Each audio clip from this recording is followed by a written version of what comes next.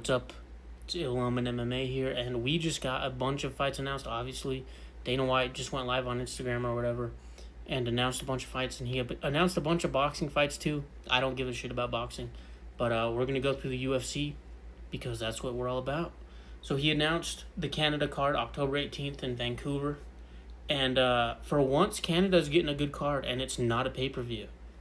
It's just a fight night, and it's pretty good. And let's get into it. I'm going to predict in all these fights, and also Kevin Holland versus, who was it? Kevin Holland versus Mike Mallet, I believe, is also on this card.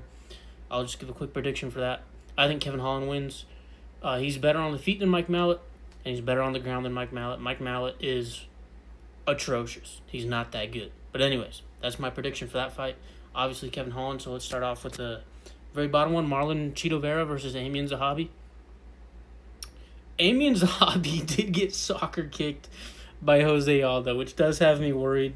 And Marlon Vera obviously never been finished, but he has been taking damage. Just for shits and giggles, I'm going to go Amien Zahabi. But yeah. Azmat Bekaev versus Yusri Belgarui. Even though he's not Italian, that sounds Italian as hell. I'm going to go Azmat Bekaev. Don't really care about that fight. Manon Fiorot versus Jasmine Jasudavicius. Don't care about this fight either, but Manon Fiorot gets it done.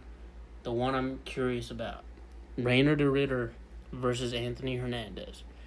Reinier de Ridder is one of my favorite fighters. I've been in comment sections on Bo Nickal's Instagram telling people that Bo Nickel sucks and that Reinier de Ridder is his dad.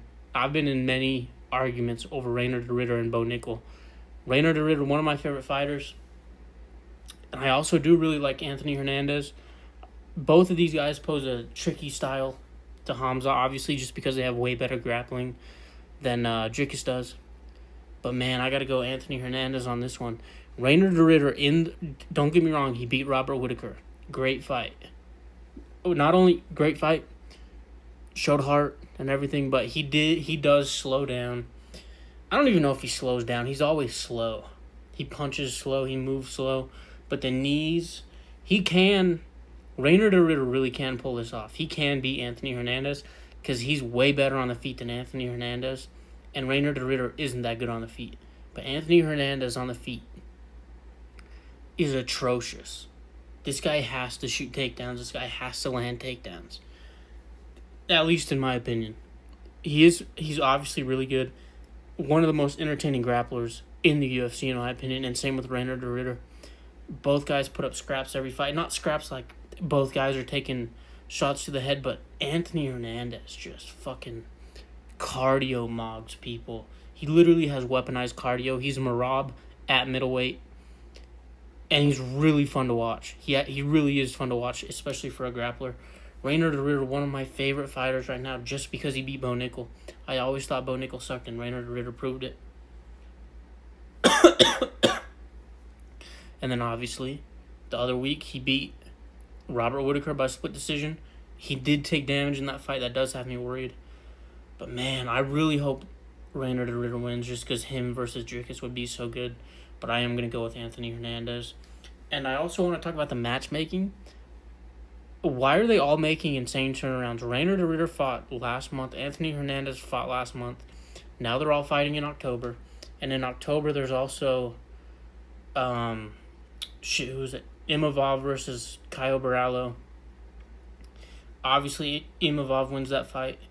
But Hamzat said he wants to turn around and fight in October. Why are these guys fighting now when any one of these guys could be fighting in October? They could be fighting Hamzat Chimaev.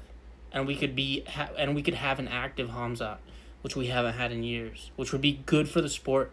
They'd sell a shit ton of pay-per-views in October on the Abu Dhabi card.